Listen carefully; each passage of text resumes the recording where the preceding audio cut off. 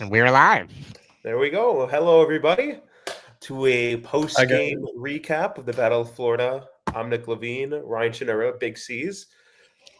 Panthers lose this one 3-1 to the Tampa Bay Lightning. Goal scorers for the Florida Panthers are Brad Marchand, Emil Lilleberg, I believe Finley, and Zemsis Girgensons the goal for Tampa Bay. What do we thought? What are our thoughts about this one, well. boys? First of all, I like to consider myself a pretty big hockey fan, and the fact that there was like 6 or 7 of those guys on the Tampa Bay Lightning that I've never heard of, kind of brought up some red flags of why we're losing this game. And I get we're injured too, but we got to score more than one goal if we want to win a game. And I have not seen a 30-something-year-old carry this team this crazily until like 2018 LeBron. Like, this is the kind of vibe I'm getting from Brad Marchand. Once again, great game from him. He scores. The rest of the team, who knows? I can't believe we're letting more guys score their first ever goal against us. It just sucks to watch us. We were so hyped up for this game. I know everyone had this circled on their calendar, and then that's what kind of shows up. And I think we started really good too until the first goal from Tampa, and then after that we had a big stretch where it was poor play. Because of that, Panthers fall to 9-8-1 on the season. The Tampa Bay Lightning go improve to 9-6-2. Panthers have not won 3 straight games since the start of the season. Kind of gone back and forth since then. These last 2 games were the first time since that first week of the season they had actually won consecutive games. I believe so. So, I mean, it's just very difficult. Obviously, you have an opportunity in the third period here, and I just think it's kind of been a repeated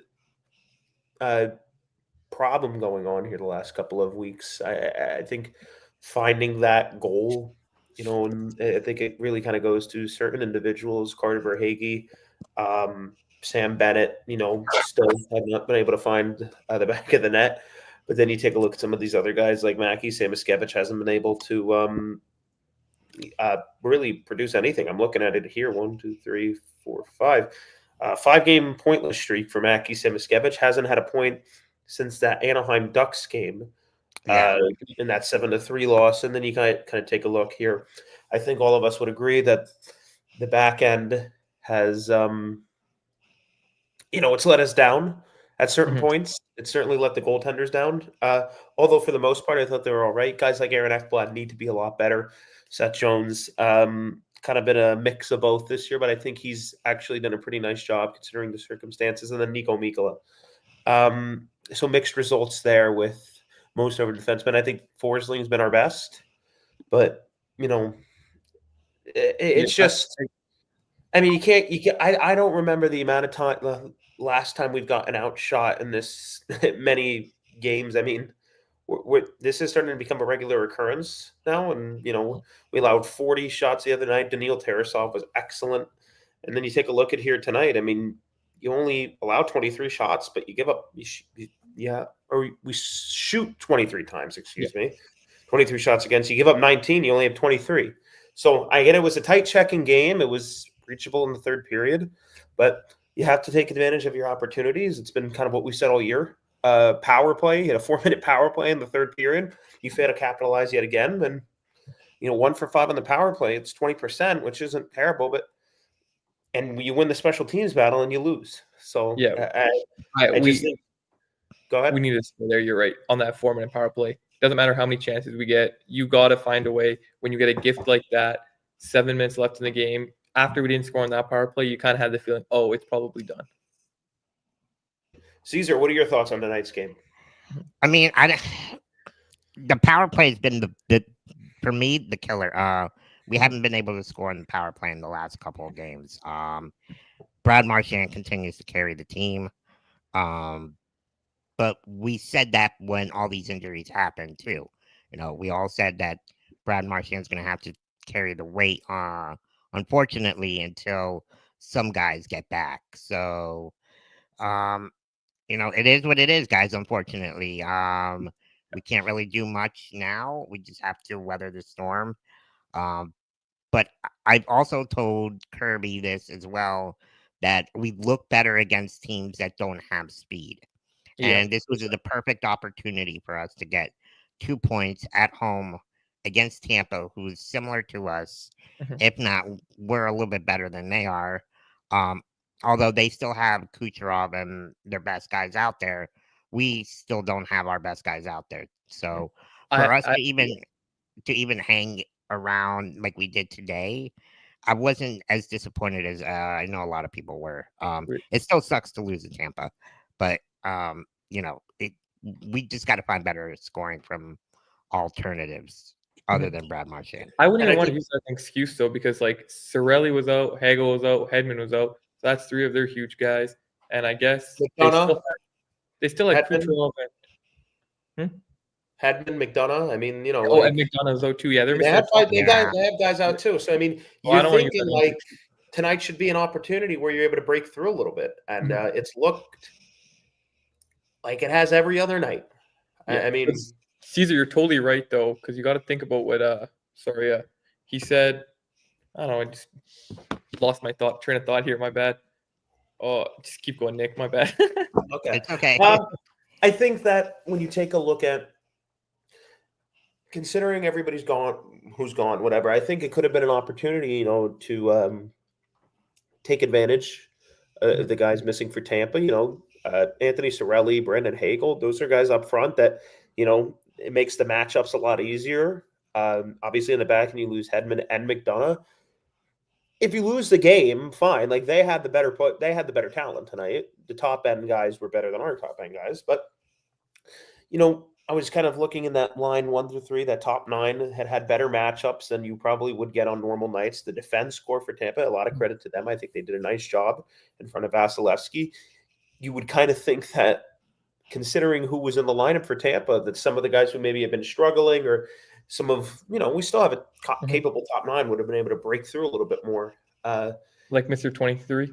Yeah, Carter Verhaeghe being one of them. Like I know he's shooting and doing all this stuff, but at the end of the day, we pay him to score goals, and I don't pay him. Yeah. Florida Panthers. Oh yeah. But it's been 10 games now for him without a goal, and Yeah. today he could not hit water if he fell out of a boat. He had so many. But I prime just think chances. we got outplayed, and Yeah. I was there. He is. I agree. I think we got outplayed. I Yeah. mean, I think Tampa had their legs tonight, and it kind of at times it just seemed like we didn't. And And there were portions of that throughout the game where I think, okay, where we kind of controlled it a bit. I just would have liked to see us take advantage of this opportunity a little bit more. Mhm. And it's disappointing for sure, because Yeah. I think this is probably the most disappointing one. Of year. Kind of, because you kind of For sure. anticipate certain things, but you're thinking, okay, 2 straight wins, you're playing better. You come here against a beat up Tampa Bay team. You've kind of you've kind of adapted to who you have in your lineup. This isn't new.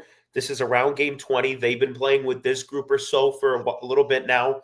This isn't like a new thing. So you kind of be like, okay, they've kind of starting to adapt to the game and who they have in the lineup and such. You have some momentum off these past games. You have a beat up Tampa Bay team. You would think you'd be able to take advantage of that opportunity, and you just weren't. It's very disappointing, obviously. And at home too. And at home too. But the fans were ready. They were hyping us up. Always on the glass. There was a louder. And I wasn't even. I wasn't able to watch the Washington game at the time. I went back and looked at it. There were times in that game Washington was. They played well. Washington. Yeah. I mean, they really got a lot of pressure on us. So I'll say this. We really relying a lot on goaltending this year, which is what we're going to need to be. But I think it's too many nights where we have an opportunity and we can't find that goal. Like 100%. Can't let Finley get behind you there, and it's 1-1 game in the third period, and I don't want to keep beating a dead horse. For Hagee and Bennett, they have to do something. I mean. Yeah, I know people are going to say, "Oh, I don't care what they do. That's they do it in the playoffs." $15 million. You need to do something now, because we don't have our guys, and they're damn good players. They get paid good amount of money because they're damn good players. I think it's not. It's just very uncharacteristic for what Carter Verhaeghe's done. I'm kind of I'm very confused as to what's going on with him because And this is now the thing with Verhage this year, at least last year, he was doing the little things, like winning the board battles and just turning the puck over or getting turnovers. This year, he's not even doing that. He's like well, I think completely. it's kind of been. I think there's, how do I say this? There seems to be a fundamental issue, kind of, when you take a look at. I'm watching them, and they're not really standing out. Like, there's one thing between going through a dry spell or you're cold, you're ice cold right now, whatever. I think it's just been a fundamental problem with they haven't been playing well, Yeah, and it's been like that all Verhage is year. looking like a replacement level player because Like I will they're say, playing they're not just going through a rough. They're playing bad, and I can't point to a stretch of games here where they've been good. I think I will say though, Bennett's been at least noticeable. Like you He's notice been him better the last week. The last week, Verhage, you literally don't notice him on the ice. It's like you're playing like 5-on-4. And sorry, I remember what I was saying about Cesar earlier. Yeah, we struggle so hard with these teams that play fast. And I think ever since the Maurice era, where we kind of changed our team, our defensemen are built. They're big guys. They got the long reach, and they're not the fastest skaters. And I think that to go along with us missing our big boy centers in the middle, obviously was like Barkov and our wingers. It just the speed killed us. Like Montreal is one of the fastest young teams, and they killed us 4 times last year. And we're missing that that presence on D who can keep up with these guys. We don't have skaters like that. As good as Forsling is, Ekblad is a slow, bigger guy. Seth Jones, long reach. I don't think he's the fastest skater out there. And then guys on our bottom pair, like Sabrango, like you said, is falling over like there's a sniper up in like the concourse, and you see a guy fall and they get a breakaway. It's just stuff like that where it's like we need to find a way to slow teams down. And Tampa's wasn't even a fast team, and they still kind of beat us with their speed, I think, today, with a lot of cuts to the center of the ice when they're pulling in from the wings and just getting around our guys. I do think there wasn't much out there tonight. I think there was a very tight checking game. Yeah. And Tampa did get, they just like on a normal night, like, okay, they got the better of us. It's a tight checking game, but I think it really kind of goes to not so much a team. Like I think as a team game, it's a tight checking one tie game against a pretty good team. You didn't get it tonight. That's the team aspect. My main problem tonight was some of the individual play. And, I know a lot of people are talking about, it's going to break for us soon. It's going to break for us soon. I mean, I look at it and I'm like not looking at our opportunities and saying, okay, like we are freaking like just getting goalie to no one. I don't think that. I mean, we've had some good chances, right? But Cesar, I don't think I've come out of many games this year, be like, we got goalie. I don't think we're not hitting the net. No, a lot of teams we're missing the net a lot. I mean, there was one. I think that's what's most noticeable. Like we have a lot of shot attempts, but I think like we're still in the lowest in the league, right? In shot attempts, but most of the shots are not even hitting the net. If we're the lowest, we're not hitting the net. Shooting and shot attempts. Imagine I would bet we're one of it the lowest is on when we're target missing the percentage net. teams for shooting. I just don't think like there hasn't been many games this year like, like this, like maybe the San Jose game, the Anaheim game at home, fine, whatever. But I don't look at most of these games and be like, we could have had a goal there. I mean, you hit the net, sure, fine, whatever. I mean, there's been a lot of times where you have an opportunity, it hits them right in the chest, it hits them whatever. I mean, I just don't feel we're generating as much offensively as maybe some of the shot volume has suggested some games. I'll point to the San Jose game. I don't think that Askarov was particularly incredible. I just think we kind of made it pretty easy on him. And I think they're a good team.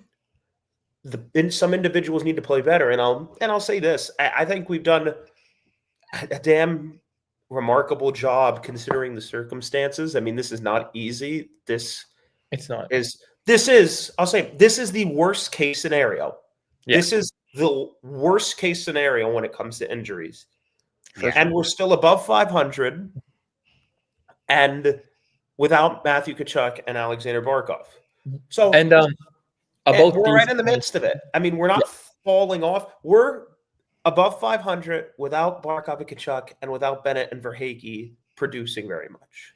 And I want to go If about these If that changes, Kachuk comes We'll be back, better, or we'll be Higgy better. Bennett start going, that could change really quickly. So Yeah. there's something there. And I think the goaltending has been really good. And I think once we start to get some more offensive opportunities, maybe take advantage of special teams a little bit more, I think that's going to lighten. And not that defensively has really been an issue all year. I've actually been very pleased with it because you take a look, Caesar, as you're showing it on here. I believe we've only allowed 54 goals this year. I think we're in the top 12 for goals allowed per game. So we're still right there. Coming into tonight, we were tied for 12th, and we allowed the 5th least amount of shots on goal per game. So I think you just need to find a little bit of scoring punch from the guys who have done it for you in the past. And hopefully Matthew Tkachuk can spark even a little bit more there. And even with this loss, I think we're still 6-2-1 at home. So Yeah, we look. Yeah, we I look think good for a the different team. road game is much more worrying. And but you know, we do have a stretch of games here, guys, coming up these next few weeks where hopefully Matthew Tkachuk is coming back on the horizon. Set to start skating in a few weeks now. And Bill Zito said that they're still aiming for around that mid to late December. I think he comes back one of the back-to-back games. We have Washington. Well, he'll be here for the Winter Classic, I assume. For sure. And then I just want to talk about what Dee said about the PDO, how he said we're last in PDO. We are not last in PDO, but the stat he is referencing is for goals scored above expected, we are last. PDO, we're close to average because we're not hitting the net. We're scoring goals with our shots. Our issue is we're third. We have the third worst percentage of shots that are expected to hit the net and don't hit the net, which is costing us. We're bottom 10 in percentage of shots that are blocked and percentage of shots that miss the net. So those are two stats. Would that indicate if you have average PDO, and if you have an average PDO and you have one of the worst expected goals for, wouldn't that suggest the reason you're not scoring is your own fault? Yeah, it's our own fault. We're missing the net. Okay, so I think we're getting opportunities. Yeah, we are. I don't think we're making the most of those opportunities. That's whether the issue. They're missing the net, they're not high quality shots. I do think there are opportunities there that we're just not taking advantage of. It doesn't have, and I'm not just talking about going like the puck going in the net. I mean, you take a look at this again. I'll point back to the San Jose game. I mean, Caesar, Ryan. I mean, how many off the top of your head saves do you think Askarov made that? Oh my gosh! Like I didn't come out of there. Like I wasn't jumping out of my seat because I thought, oh, here comes look at that chance right there. And we've been goalied so many times in years prior where we know what it means to be goalied. Yeah, I don't think this year it is. This year it's not goaling. We have missed the net. I don't even know how many times we missed the net. I don't know if you could pull that up, but it is. And I was looking at a stat the other day. I think for high danger chances, we're not really that high up there. I think medium danger chances we are. You could probably go on, what is it? What is that website called? Money Puck? Money Puck, yeah. I was looking at it and it's like, I forget where it was. Look at the high danger chances, medium, low, and let us know because I find that to be very interesting. But on the other point, I want to talk a little bit more about the positives. Yeah, we're 25th in high danger shots for. So we're what? We're 25th in high danger shots for. And what about medium danger? Medium danger, we are 9th. So we're getting decent. And then low danger? 24th. So we're not just getting that many. That's where you're getting a lot of medium danger chances. And I don't think, again, it's just different. You're lacking offensive punch without your two best offensive players. I think that I just think we're missing somebody that's like a playmaker, right? Like, well, yeah, and I also think because Bennett and Verhaeghe, they haven't scored. They really haven't scored. But I also don't think they have the right players on their lines to help them create. I think at the beginning of the year, I think Bennett was with Marchand and wasn't Verhaeghe with Ryan, and Verhaeghe's with Reinhart. So I do think they have enough. I mean, they're making good money. I mean, they're supposed to, drive it. Yeah. And I think Sam Bennett, I think it was Verhaeghe and Marchand at the beginning of the year, right? Yes, I believe so. Yes, okay, yes. So there have been mixed. The only reason we have these lines right now, Caesar, is because we've tried everything else. Mhm. I mean, we literally, this is the most success we've had with these lines. And you could argue it's slightly above average or just average right now. Well, we went on a 4-game losing streak. We needed to change this stuff. And even when we started the year 3-0, we weren't blowing people out of the, other than that, I don't know what game. Yeah, that's funny. Also, funny enough, I know we like to harp on our defense a lot, but we have given up the least amount of high danger That's chances. another part. Another part. We've only given up 23. The second closest team to us is Vegas with 26. So at least I think most of us here would agree, and I think everybody, it's not really a team game. I think the team game, so to speak, and the structure has been there. It's been individuals not playing to their ability. If they were going to do that, then we'd look a lot better. The results would be better, and we'd be looking at it a lot differently. I don't think our game. I think our game's been right. I just don't think that the individuals are producing and playing to their ability for us, for that kind of to register with all of us. I do think our game is right for sure. Remember last year we went through a really bad spell without Blackachuk. Then we kind of had a bounce back and okay, we're losing, but our game's right. That's where I think we're at right now a little bit. Where if we could just get some certain individuals playing better, I wouldn't even say playing better, up to their ability, then it changes a lot. Because coming into the year, you're thinking you're going to be fine because you have, you still have a good amount of players. I think also the matchups determine a lot of that too, because Knights Bennett was playing against maybe a second or third line. Well, now he's got to go up against Point more now. Same with Lundell. It takes away opportunities there, and that's where you need to take advantage of the power play. Mm-hmm. And I do think they did a good job of shutting down a guy like Point a lot. Like he was fairly quiet. Yeah, I think most Knights, other than I would say the West Coast. Anaheim. Who the hell knows what's going on with them? But other than that, I really haven't been too displeased with it. I think also Washington played very well the other night offensively from the very little I watched. But I also think, saw what happened. What the score was. They made some defensive miscues, and I kind of believe that we're going to be fine if the guys play better. Yep. It's not our game. It's nothing we can do structurally. It's just sometimes you have to put the puck in the back of the net. They have to play up to their ability. They have to be more consistent with it. And it's not even if they were playing good and they had some bad nights because they were outmatched because of the matchups, fine. They're just playing bad every game right now. And I'll always say, we're still above 500, which is why I'm optimistic.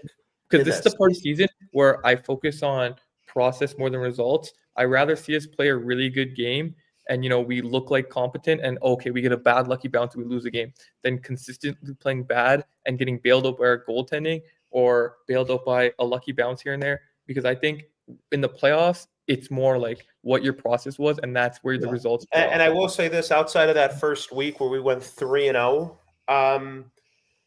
we're 3-0. Taking a look here, we're 30th in the NHL. We're actually the only team worse than us are the Nashville Predators and Calgary Flames. We're 6-8-1, 13 points. It's 30th in the NHL. Goals for per game. We are tied for the second worst in goals for per game since October 12th in the NHL. Yes, it's not acceptable. Only better than the Calgary Flames, who are the worst team in the NHL. It's not acceptable at all, too, because we cannot be asking a 38, 37-year-old goalie who's played so many games already. He's a workhorse to be bailing us out every game. Because guess what? We don't have prime Bob anymore in the regular season. I want to be honest with you guys. You can't expect him to bail us out with these 950, 940 save percentages on every game. He's going to have games where he's around 890, 910, but in that range, and that should be good enough to get us a win, because we are asking for way too much for a guy who's that. You stop 17 out of 19 or whatever, 18 out of 20. That's not much great save percentage, but and I will say, shout out to Tampa on the breakaway. I don't know if you guys noticed, but it was some other guy, one of their scrubs on Tampa. I don't want to call them scrubs, but you know what I mean. He had a breakaway and ball played it super aggressive, and he shot it right away. And I think they saw him ball play that aggressive. And the Finley guy, he made a move around Bob on the breakaway to pull it around him, which gave him like pretty much an open net at that point. I also Because have some other stats since October 12th. The Florida Panthers allowing 3.2 goals per game, which is 12th most in the NHL. Power play percentage is 15.5, 25th in the NHL. And the it penalty is so kill bad on since the then road. It is is so 70 bad. Yeah. and the penalty kill since then is 76.8, which is 23rd in the NHL. Shots on goal per game, 23rd in the NHL. Shots against per game. That's gone up too, hasn't it? Yes, but we're still 8th. We're better Okay. than Montreal, Carolina, LA. So we're still – it's a shot suppression team right now. And, there's been a game or two that probably inflate that goals against number, like that Anaheim game inflates it more than it probably is. We've been playing majority 3-2, 4-3, 2-1. I mean, I think that Anaheim's 7 goals, that jumps the number way up. But it really is a lack of offensive production.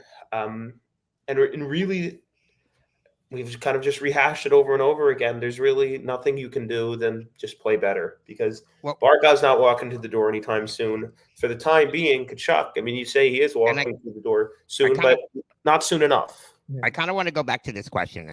Observation, too much standing around, not skating, like waiting for someone to step up. And I did see that today, that today's game, I didn't see our players skate as well today.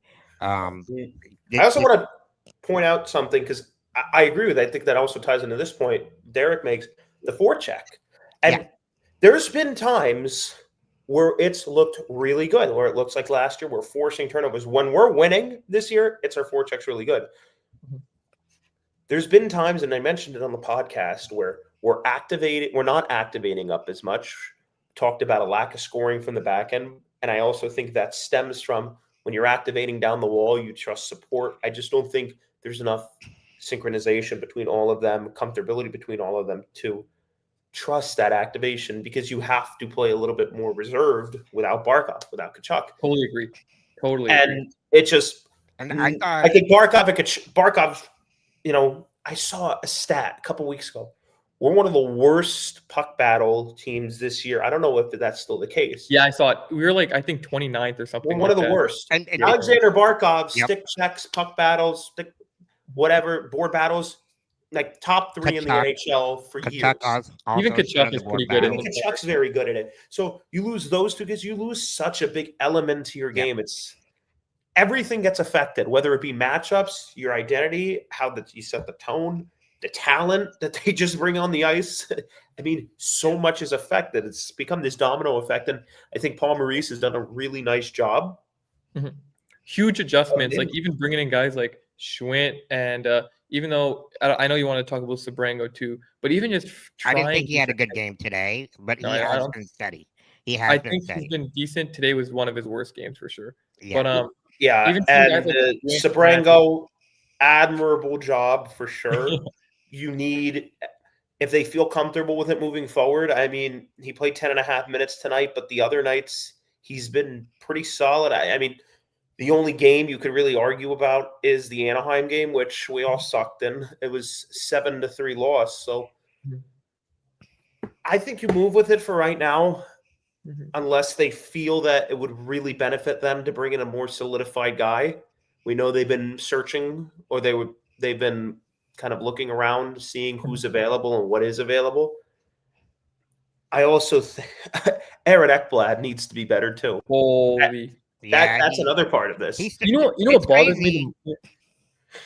I kind of want to go into the Ekblad thing because he started off the year really well. I'm like, oh my gosh, vintage Ekblad is back. I was just going to say that. And it just with the last couple of weeks, he's just been on a downfall. Like I want to say his first 4 or 5 games were unreal. Like those were like looking like golden age Ekblad, especially the first 3 games, which we obviously won. And it was going to be like, oh my god, we got him for $6 million. What a steal!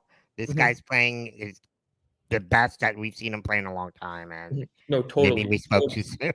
You want to know the crazy part is Gustav Forsling had a quote here tonight, and I'll pull it up here. I'm not sure if any of I'm sure people in the chat did. I'm not sure if you guys saw it here. Jameson Olive tweeted this out. Forsling saying, quote, "I don't like this loss. I can only speak for myself, but I wanted to be better tonight." And I pointed to kind of some minute allocation things, like in that San Jose game, which was a 2-1 game, both Aaron Ekblad and Forsling played under 20 minutes of ice time. And that's happened on numerous occasions over the course of this short season so far. Tonight was 21 and a half minutes. Last game, Washington, you're blowing them out. It's 18-41. But, I mean, Forsling, I think, has been pretty steady this year. I haven't had a problem with Gustav Forsling. No, I He's think been he pretty started. steady. He was the opposite of Ekblad. I think he started a little bit slower, where I didn't like his first couple games, but ever since then, super steady like always. That's the Forsling we kind of know. I think Forsling, I mean, I just have no complaints. I mean, I really don't have any complaints with Gustav Forsling. If you want to make an argument, you can say, okay, the penalty was a little bit dumb. Yeah, The I trip mean, call. you can make that about many But of you the can't about calls anyone throughout- on our team because throughout all this, we do is but take Nico Mikkola, Aaron Ekblad at points, Seth Jones. It's been mixed results for all three of them. Jeff Petrie, I know that's been a topic of conversation. That got screwed up with the Barkov injury regardless, and then he loses his defense partner. You know, everything kind of gets screwed up here. The vision we had for the season's not – it's not working right now. Certain guys aren't playing the way it is because they rely on other pieces. It's all kind of comes together. Not We all everyone's a play supplement each driver. other very well. What makes us good is we're a deep team, and we're not a deep team right now. Yeah, not everyone can be a play driver. That's the thing too. You can't just take out like two of our key play drivers. Like Matthew Tkachuk when he's with Sam Bennett, totally different player. Because Matthew Tkachuk's that guy who drives the play respectfully. Barkov on that first line drives the play, and you just take those guys out and you're trying to replace them with more complementary players. It's not going to work like that. Yeah, I would agree with you, Thieves, though, and our depth is above 500, and that's exactly what we are right now. Yeah. So, and Thieves, I'll say that Derek, Thieves, same person, kind of was wondering your thoughts on when the two do get started going, when Verhaeghe and Bennett do get going here. What do you think the ceiling is? Because I feel you're above 500 with all these things going on. I can't help but be okay with that.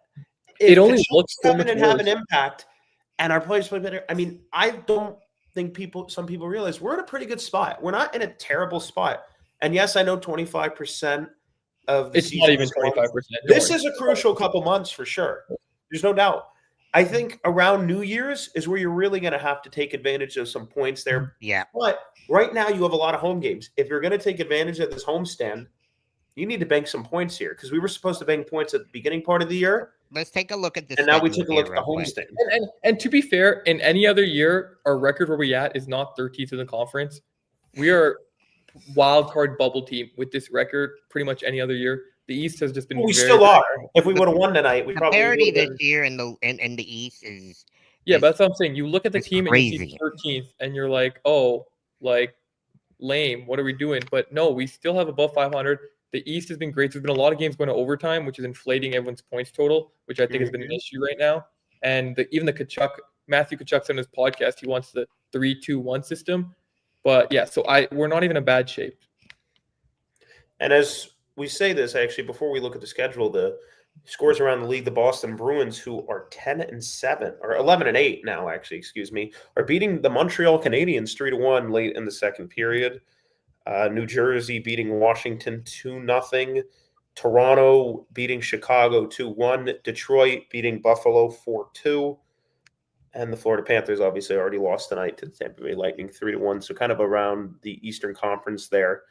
Also, Carolina, Edmonton tied 2-2 at the end of the second. So looking at this homestand, we only leave once in the next 3 weeks or so. And that's to go to Nashville for one night and then come back and play Philadelphia and Calgary. That's a big week right there. Yeah. Look, I'm just saying. I feel like maybe getting 8 of the next 12 is very crucial for us. What do you guys think? I think, I feel like 16 points out of the next 12 games is fair. maybe we don't get all 8 out of 12 wins. But I think you need to find a win in the next 3. I think you need to go 4-2 in this next 6-game stretch. Yeah, and what we don't need just a win. We need to play better and get momentum from these games. I think there is an opportunity to go 4-2 here. There's an opportunity to go 5-1. There's also an opportunity to go 3-3, and knowing us, could go 2-4. But because Vancouver has looked really bad, by the way, like really bad. Vancouver has some big injury problems. New Jersey just lost Jack Hughes. We're not going to talk about that. Edmonton, we play Edmonton. Calvin Pickard and Stuart Skinner. I don't think either of them have gotten a 900 save percentage in like 2 weeks. Calvin Pickard has one game. The week of Nashville, Philadelphia. By the way, that Philadelphia game is my first game of the season. Oh, nice. And Calgary. That's a big week. I'm not trying to look too far ahead here. If you take care of business, win 4 to the next 6, put yourself in a nice position there, because you kind of get a couple games above 500. You kind of have some room for error, margin for error until Kachuk comes back. Are you able to see what the December schedule is as of right now? Yes, let me pull it up on my end, guys. Yeah, if we lose that Calgary game at home, though, cancel the season. But Caesar, you got it. Yep. But let's take a little break here before we kind of go into the December schedule. Yes, we're going to hear a word from our sponsor, Caneswear. Panthers fever is here. Are you geared up? Caneswear in Davie is the place for all your Florida Panthers needs. They have the latest gear for our favorite NHL team. Jerseys, polos, t-shirts, hoodies, hats, and more. Caneswear has you covered. Stop by their store in Davie or at pantherswear.com. Again, that's pantherswear, WEAR.com for all your Panthers gear. And then a message from our other sponsor, Jeremy Beckham. Champions don't settle, and neither should you. Let me introduce you, Jeremy Beckham, at Bexels FLA, bringing a competitive edge to the South Florida luxury real estate. If you want a home that performs in all 3 zones, location, lifestyle, and long-term value, Jeremy is your power play. The clock is ticking. Let's go for the cup. Reach out now at bexelsfla.com. Thank you, Ryan. Thank you, Ryan. He's a great member of the community. He's always here. He's hosting every Saturday for our games. Yeah, there's a thread on Twitter. You put who you think's going to score, and whoever gets the most correct wins gift cards. And I think it's a jersey at the end of the year. So Jeremy, great guy. Hit him up. Let him know we sent you. And yeah, we'll get back to the schedule. And a quick word, if you would like to become a gold or silver YouTube member for the Cats and Rats. Yes. Take a look at the bottom of the screen here, Cats and Rats, gold and silver YouTube memberships. You could sign up, go to our YouTube home channel, click the join button, get cool and chat features and special community perks. If you want any information, don't be afraid to reach out to me, Kirby, Cody, anybody. And also, we are giving away a pair of Nashville Predators tickets. I believe that's December, right? December 4th, right there on that Thursday. So make sure you go to our past podcast and you can sign up there. All the instructions are there below. If it's not on the podcast, forgive me. They all kind of mix together for me, but I do believe it is on that last podcast. The instructions for the December 4th Nashville Predators tickets giveaway for club level tickets. We've done that for the Anaheim Ducks game. So hopefully they win this one. And if you join the YouTube membership, we have exclusive emojis too that I was working on. So if you remember, that's that to you, Ryan. You can get this emoji in the chat. That's probably one of my favorites. There we go. Even when Kirby's not here, he's still here. He's still here. Kirby's always here. Believe it or not, Kirby might be. He's probably watching us right now. He's probably. You never know. He could pop out of the background anywhere. You never know. He could pop up anywhere. He's got eyes and ears everywhere, so I'm sure he'll listen to this and he'll know that. But taking a look at this December schedule, starting off, we got Toronto, Nashville, Columbus, the Islanders, before going on quite a 4-game road trip. So kind of signifying the importance. I'm actually excited for the Sunday game against the Islanders to see our boy Matthew Schaefer. I can't wait to see him. I think he's gonna be a great defenseman in the NHL. But I know you're still in school, Nick. Is there any chance that you're coming down for any of these games? From the 2nd to the 7th. Okay. No, I will not be at the 2nd I won't be at any. My first game back in December will be the 17th. So, Okay. Okay. unfortunately, I won't. I haven't gone to any games this year, actually. That might be why we're doing so bad. I like to think that. We need you. Lock him in the arena when you see him next time, Caesar. Clip him to your chair or something. We can't let him run out. He's our good luck charm. Well, if that's the case, then we'll see what we can do about 3 that. super chats, and we won't let Nick leave the arena when he gets. Oh, okay. There we go. I don't know about that. But anyways, gentlemen. 3 super chats. I'll do the Cadillac Ranch for you guys on video. That's what I can agree Is to. there anything else we want to discuss? Obviously, Panthers' next game is Monday against the Vancouver Canucks. What are our thoughts on that one coming up? Yeah, let's. What is the Canucks record this year, guys? I believe 8-9-1. They just lost 8-9, Quinn okay. Hughes. Quinn Hughes and Thatcher Demko are dealing with injuries. Elias Pettersson. And So what? they're just as bad as we are. Correct. Yeah. Okay. So I mean, but like I said, we play good against teams that don't have the speed. So Well, they're actually going to be on the second half of a back-to-back too. They played the Tampa Bay Lightning Sunday. tomorrow. And not only that, Demko's on the IR. So Demko's on the IR, so you'd assume Kevin Lankinen's going to get the start. And yeah, Quinn Hughes is also out as an upper body. If you want a back-to-back, it might not even be. It might not even be Lankinen. It actually might. You're right, Ryan. It might be Yuri Patera. Who we did beat one time before when he played for the Vegas Golden Knights 2 seasons ago.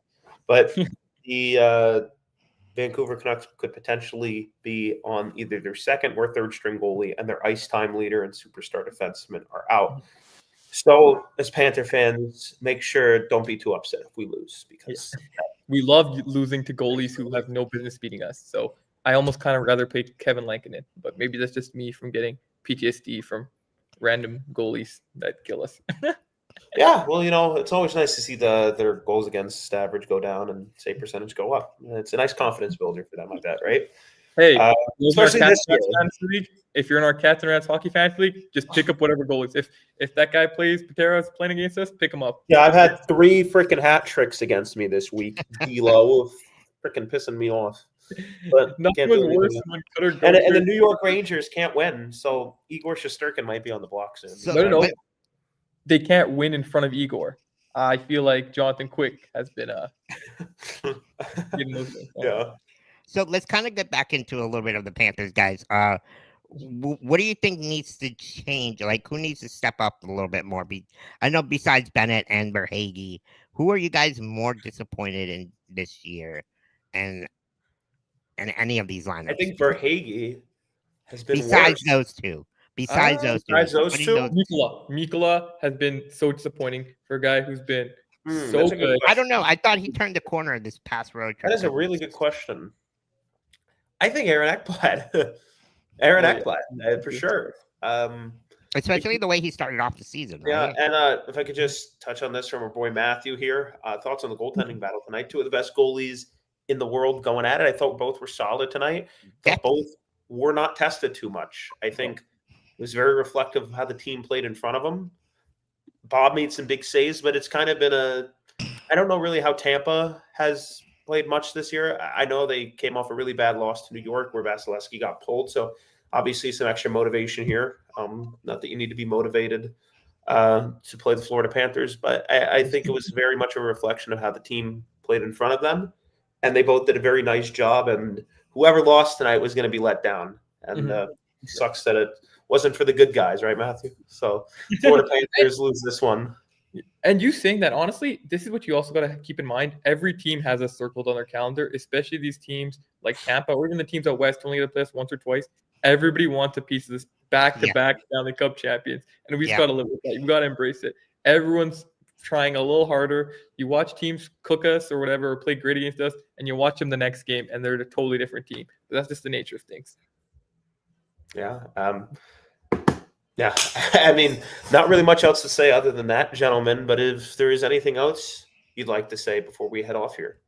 Thank you guys all for tuning in. I know it was last minute, a little bit delayed. We didn't have it all promoting. We just threw it together at the end because we know how much you guys, after a game like this, an emotional game versus Tampa, you guys And if I want can to talk speak about the games. for Yeah. all three of us, tomorrow is NFL Sunday football. Yeah. And When for I Thieves, talk, I are just you want- talking about Lundell being the most disappointing, Thieves? Yeah, Thieves. a little bit more context there, Thieves. Well, we wait for Thieves. Yeah. I could speak for me, Caesar, and Ryan. Drake London, you need to play. Yeah. You need to play. Thank Anyway, you. Thieves, what do you mean Lundell? What do you mean Lundell then, Thieves? I'm a little confused. Yeah, I'm maybe assuming he's typing typing right away. But to you guys, I'll be recording my next episode here tomorrow with Mhm. DJ Genesis, who's Ooh, yeah. the DJ at the Florida Panther games. That should be a good one. It'll be recording tomorrow. It'll be out next week, so keep an eye out on social media, guys, for that episode. But other than that, I think we're good. Yeah. Um, Well, I and- appreciate Big C's, Ryan, for doing this with us tonight. This was fun. Without our Yeah. guys, Kirby and Cody here, they could not make it tonight. And usually we would do After Dark right now. Yes. Jim Behringer will always come by, but not this week. We will be back to it, I believe, next week, right, C's? we'll be back We're next like, week. we're I'll be like going to the game. We're like the Tampa Bay Lightning fielding the AHL roster tonight. Who's Finley? Me. Oh, there you go. All right. Then you're Lilleberg, Caesar. Okay, as long as I'm not Kucherov. That's Okay. fine. But anyway, gentlemen, thank you. And thank you to everybody Thank you. in the chat. We really do appreciate all the support. Make sure you like and subscribe to all of our videos. And if you want to become a member, make sure you check it out. From me, Ryan, and Caesar, as we always say, let's go, Cats. What's up, Cats and Rats fans? If you enjoyed that video, be sure to hit the like and subscribe button before you head out. If you're listening to us on Apple and Spotify, make sure you leave us a 5-star review. And just like always, let's go, Cats.